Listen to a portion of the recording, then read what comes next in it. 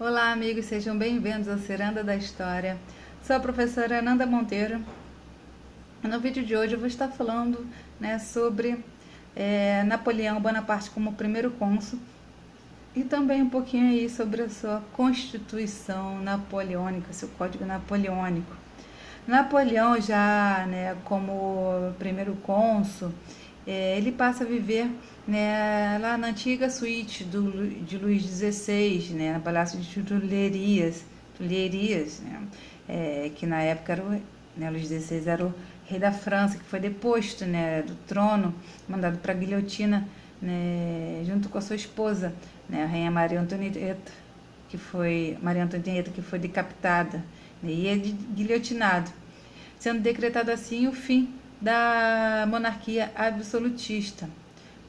Uma curiosidade, Napoleão, enquanto cônsul, tinha hábitos simples, ele gostava de comidas, simples, e sempre bebia vinhos tintos baratos, lá da Borgonha, região da França cuja capital é Dijon. Sempre consumia em suas refeições ali cerca de meia garrafa de vinho, diluídos ali em água, e por conta de seus hábitos simples, os parisienses eles sempre faziam piadas sobre isso. Ele também era muito atencioso aos seus criados, do palácio. Sempre que passava ali de um cômodo ali para outro, fazia questão sempre de cumprimentá-los. Sempre bebia ali o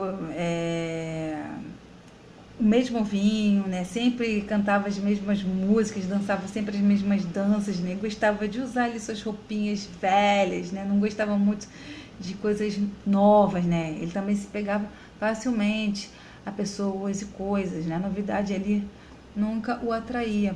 Essa última característica, referente a novidades que nunca o atraía, ele levava ali, para a sua vida pública, que iria ali que seus 10 anos, de ofício passasse sem precisar demitir ali um único ministro, um único general, um único conselheiro de Estado, A característica que marcava a vida privada de Napoleão se estendia para sua vida pública. Ele levava a notável moderação em seus hábitos, a um princípio político essencial, porque, segundo ele, a moderação era a base da moralidade, além de ser a mais importante virtude de um homem. Sem ela, sem a moral, uma facção poderia existir, mas nunca um governo nacional.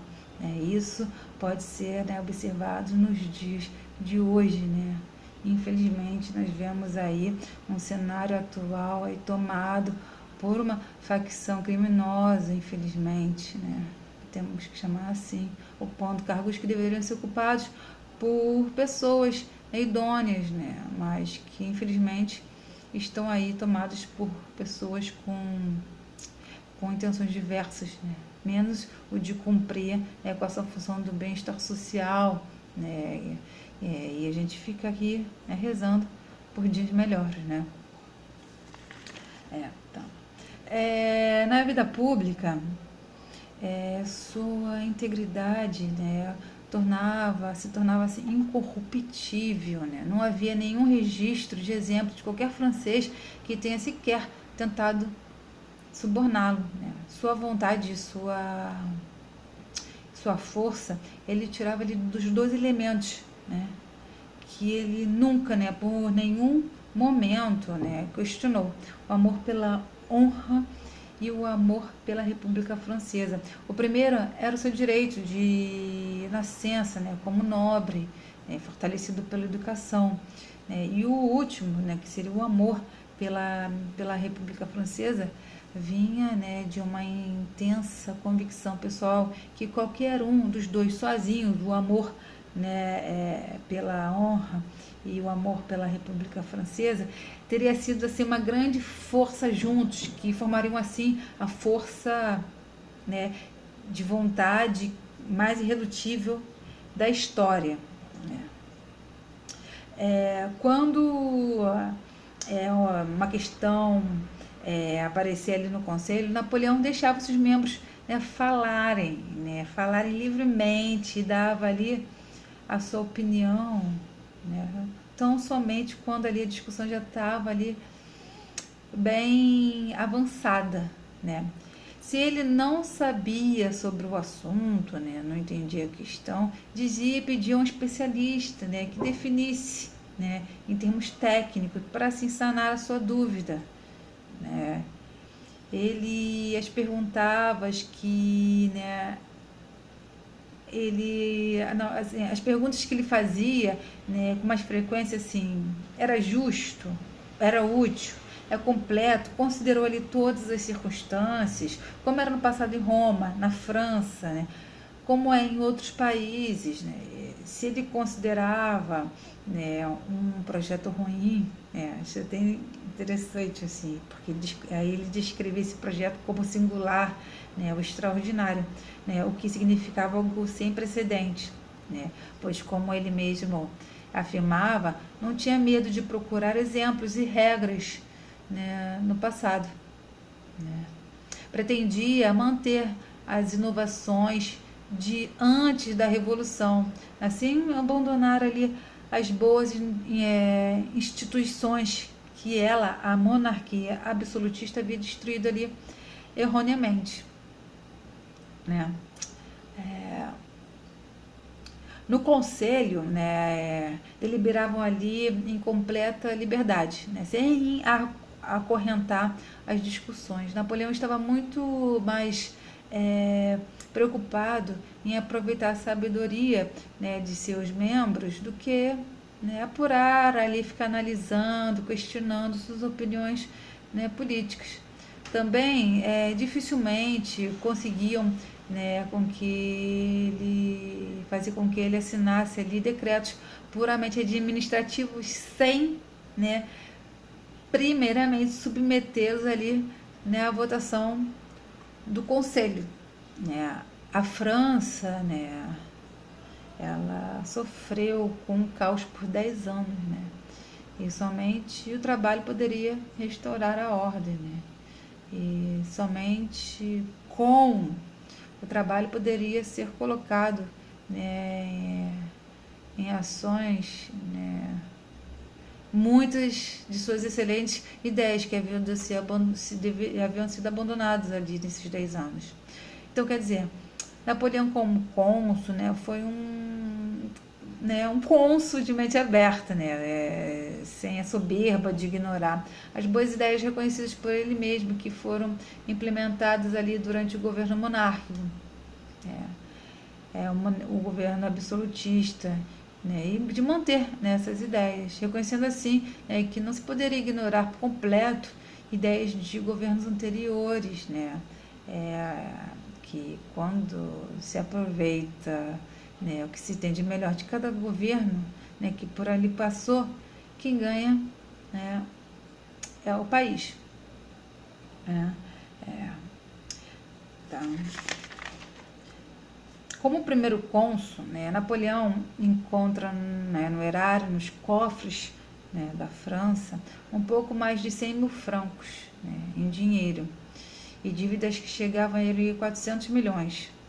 O país estava inundado de cédulas, né, quase sem valor nenhum, né, servidores públicos, né, não recebiam pagamentos há meses, né, isso aí a gente, né, consegue visualizar bem, né, a gente está passando por isso, lamentavelmente, né. Quanto ao exército, né, também não os pagavam, não recebiam comida, uniformes velhos, sujos, surrados, né, e a mesma situação valia ali para toda a França, né, até os orfanatos, né, onde no ano anterior, por falta de fundos, né, centenas de órfãos, né, haviam morrido de fome. Claramente, o mais essencial ali era o dinheiro. Napoleão ele levou 2 milhões, né, de francos de Gênova, 3 milhões dos banqueiros franceses e 9 milhões de uma lotérica ali da região. Com isso, ele evitava a falência da França em seus primeiros meses de mandato. Enquanto providenciava ali a obtenção de verbas regulares. Um dos primeiros atos de Napoleão como cônsul foi criar um corpo, né, especial de pouco mais de 800 oficiais, cujo único trabalho era a cobrança e a arrecadação de impostos, né. Ao mesmo tempo, prometeu batizar ali a mais bela praça de Paris com o nome do departamento que primeiro pagasse ali seus impostos, né, integralmente. Essa praça ela veio a se chamar a Place de Vosges. O novo sistema de arrecadação de impostos funcionou, né? Napoleão obteve ali anualmente 660 milhões de impostos de renda e, né, propriedades públicas, 185 milhões a mais do que, né, obtinha ali no antigo regime, no regime absolutista. Napoleão introduziu impostos indiretos, né, sobre o vinho, sobre jogos de cartas, sobre carruagens, sobre o sal, sobre o tabaco. O tabaco ele se tornou um monopólio do Estado em 1811. Né? Napoleão equilibrava, né, o seu orçamento.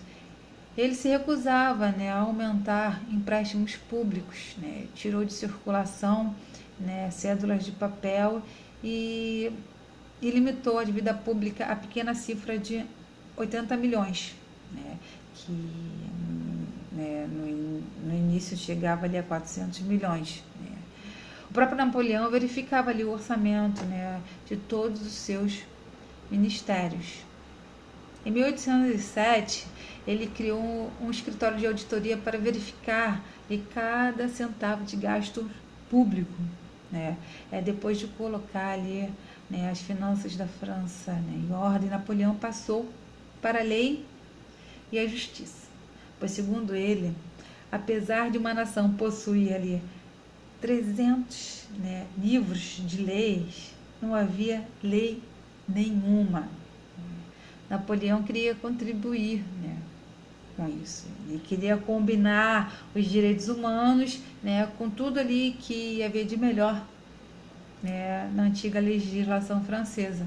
A Revolução havia elevado o poder do Estado em detrimento da família. No esboço do Código Civil, né, o principal conflito se deu quanto ao divórcio. Um católico devoto era contra o divórcio, tá? E muitos conselheiros, né, o consideravam uma ameaça à estabilidade social. Em Paris, em 1799, né, a 1800, em cada 5 casamentos, né, terminava em divórcio. Napoleão, né, com a sua estima pela família, não gostava de divórcio, né, mas nesse ponto, Napoleão também assumia ali uma posição liberal, né, defendendo o divórcio, com base no fato de que, às vezes, dificuldades pessoais, né, tornavam o divórcio, né, necessário. Assim conseguiu que o divórcio fosse admitido no Código Civil. O Napoleão ele foi criado ali sob as segundas leis romanas, né, segundo o qual uma esposa era submissa, né, ao seu esposo, ao seu marido. Agora, né, com esse novo código, não mais seria a esposa submissa, né, ao seu marido. Ela teria, né, o direito de querer, né, se divorciar. Napoleão e o Conselho do Estado, né, esboçaram nada mais, nada menos do que 2.281 artigos, né, do Código Civil entre julho e dezembro de 1800. E somente em 1804 conseguiu que o código fosse aprovado e finalmente publicado. Conhecido também como Código Napoleônico, nome dado, né, a esse código em 1807, né, que ainda se encontra em vigor até os dias de hoje na França, né, embora certas exceções tenham sido ali flexibilizados, né? Também continua sendo a lei da Bélgica, de Luxemburgo, né? Também foi a lei do distrito, né, de Reno da Alemanha, até ali o final do século XIX. Deixou uma marca duradoura nas leis civis da Holanda, da Suíça, da Itália, Alemanha.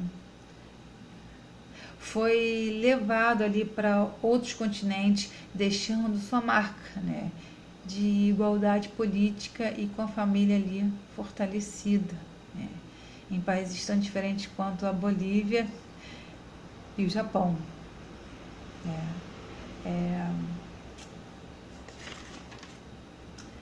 Além de instituir o Código, né, Civil e de fazer com que fosse aplicado, né, Napoleão deu à França um novo Código Criminal. Poderia haver também uma expectativa de que, né, Napoleão desse ao exército uma posição privilegiada dentro da França, né? O exército francês era excelente, né, pois estava ali unido com a nação francesa.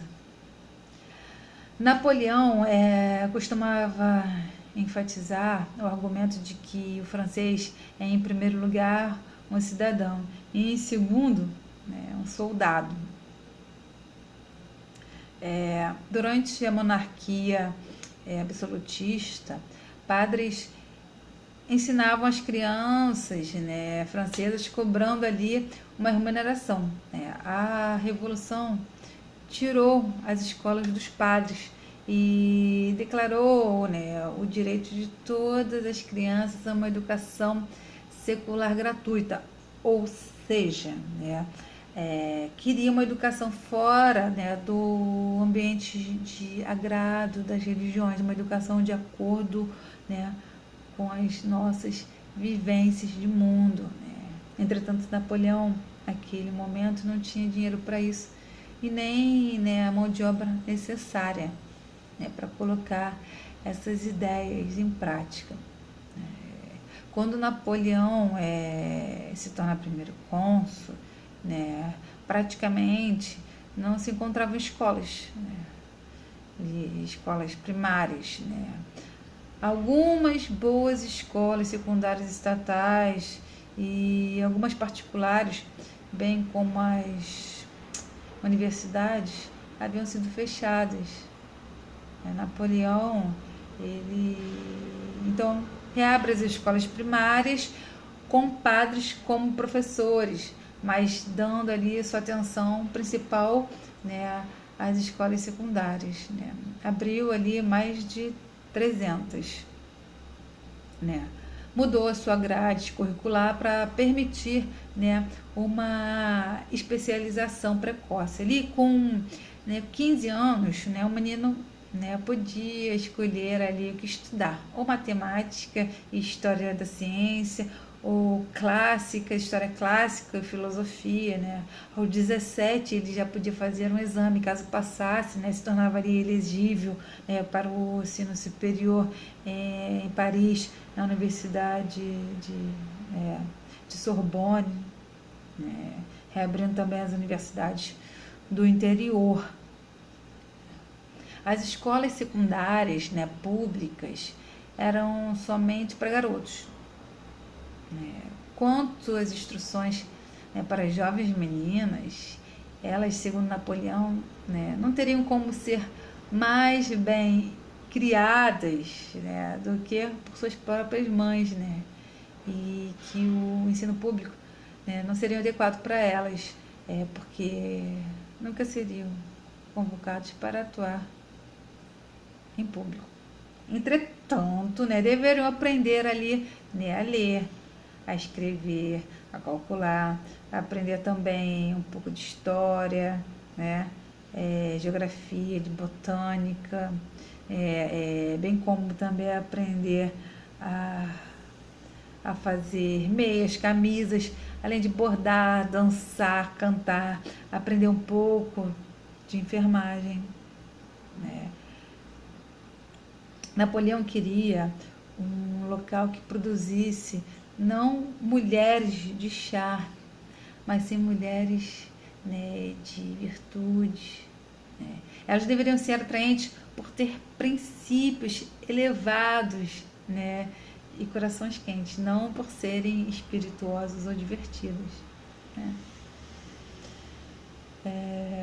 No ensino superior, né, Napoleão criou 12 escolas, né, de direito em Paris, né, e nas províncias, para formar professores, né, que até hoje, né, preservam uma reputação aí inquestionável, né. Ele também planejou, mas nunca pôs em prática, né, a ideia de que se fosse, né, publicada uma lista, né, contendo os nomes dos melhores livros ali da Europa, né, para os meninos não perderem tempo ali, gastando meses de leituras em estudos enganosos, né, indignos de confiança, né. Queria também que uma faculdade, né, com professores, né, abrangendo ali todo o campo de conhecimento, onde qualquer um poderia entrar para obter informações, né, sobre questões específicas, né. Napoleão fez muito, né, para melhorar o ensino francês. Ele gastou mais dinheiro com isso do que com qualquer outra coisa, né? Isso durante uma década de guerra, quando em qualquer outro país, né, você pensaria duas vezes, né, não se pensaria duas vezes em destinar, né, todo esse dinheiro para a compra de materiais bélicos. Napoleão destinou, né, para a educação. Isso é louvável, né, bem louvável. Ele abriu várias escolas, né, estabeleceu novas, encontrou equipe para administrá-las. Na França, antes de Napoleão, as escolas estavam vazias, né? Com Napoleão elas passaram a ficar cheias, né? Talvez, né, por conta de seus dias em Brienne, né, em mente, onde ele estudou durante sua infância, Napoleão, né, instituiu que não deveria haver diferença entre alunos subsidiados pelo Estado e os que pagavam ali, né, a mensalidade, porque segundo ele a igualdade deveria ser o primeiro elemento na educação, né. Dentro da França, entre 1804 e 1813, né, Napoleão gastou mais de 250 milhões em estradas, né, para garantir que elas fossem protegidas do sol. Em 1811, ele iniciou uma lei declarando, né, que deveriam ser plantadas árvores em todas as estradas não arborizadas, né, sempre que fosse possível, né. E mais do que qualquer decreto real, né, ou palácio real, essa simples lei veio a mudar ali o visual da França por conta de sua nova arborização, né. Onde quer que Napoleão visse ali uma oportunidade para obras, né, obras públicas, contando que não fosse muito cara, né, Napoleão aproveitava. Foi ele que, em 1802, né, ordenou que fosse feita a primeira calçada em Paris, né. Em 1810, ele fundou a primeira brigada de incêndio profissional de Paris para proteger os rios, né, e as florestas. Ele criou um painel administrativo, um painel conhecido, né, como a administração das terras e recursos naturais que funciona até os dias de hoje, né? Havia ouro no Tesouro Nacional, né? E o orçamento ali estava equilibrado. E pela primeira vez desde 1738, né? Né? Então, quer dizer, foi realmente um acontecimento histórico, né? Um novo código de leis foi criado, né? Agora administrado de forma justa, né? Um sistema de ensino que abriu todas as carreiras aos talentos, né? Homenageando aqueles que demonstrassem esforços excepcionais. Ele construiu uma nova e próspera França. A França, que apesar das guerras não desfrutava dessa prosperidade havia ali quase 130 anos. Prosperidade essa que pôde ser avaliada porque Napoleão, né, o matemático, né, fundou em 1801, né, a primeira agência de estatística da França. Essa agência emitia, né, esses relatórios anuais. A França era basicamente, naquele período, uma terra de pequenos fazendeiros, né?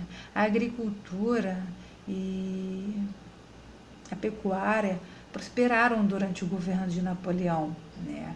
Antes da Revolução, né, a França tinha de importar manteiga, queijo e óleo, né, óleo vegetal. E em 1812 estava exportando os três. Né? Os fazendeiros franceses produziam mais milhos, né, e carnes. As pessoas que antes, né, comiam apenas carne uma vez por semana passaram a comer carne 3 vezes por semana. Né?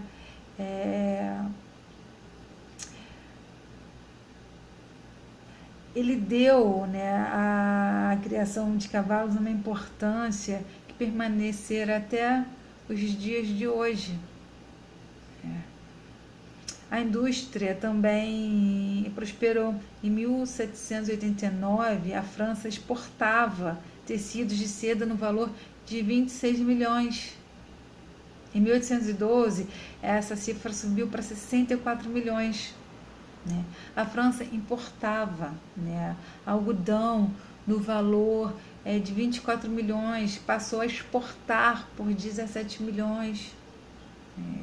Durante a crise, né, do inverno, que durou ali de 1806 a 1807, né, ele gastou 2 milhões de sua renda pessoal, né, para comprar seda, 1 milhão para comprar tecidos dos fabricantes, né, que não conseguiam vender. Ele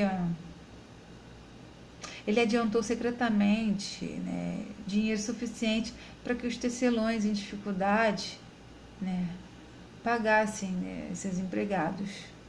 Napoleão trouxe à França emprego, preços estáveis, um melhor equilíbrio da balança comercial. Né. As exportações cresceram.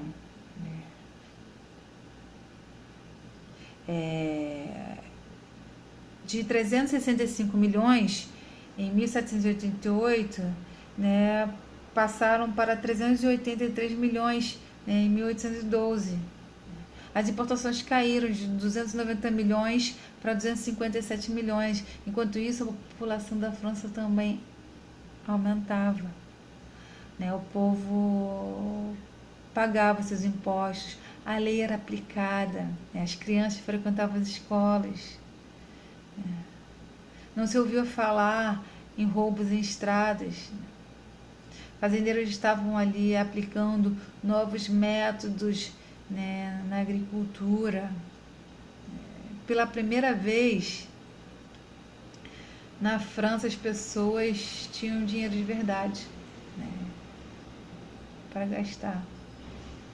Napoleão trouxe aquelas pessoas, né, já desacreditadas, né, a certeza de que um país cujo, né, o governo, né, trabalha tão somente para o bem-estar social por meio da educação, né, no seu investimento, a dignidade pode ser trazida de volta, né, a uma sociedade que, né, anos atrás se encontrava à beira da miséria, né, para sustentar os luxos da nobreza do clero. Né. E isso a gente vê acontecendo até os dias de hoje, né, em pleno século XXI, né, gente? Governantes e religiosos, né, com pensamentos egoístas, né, preocupados então somente em conduzir suas ideias e objetivos a seu bel prazer, infelizmente lamentável. Então, gente, Ciranda da História fica por aqui, né? Esse vídeo foi sobre o Napoleão como primeiro cônsul. Também falei um pouquinho sobre o Código Napoleônico, né? Dando continuidade ao vídeo anterior, que é sobre o Código Napoleônico, né?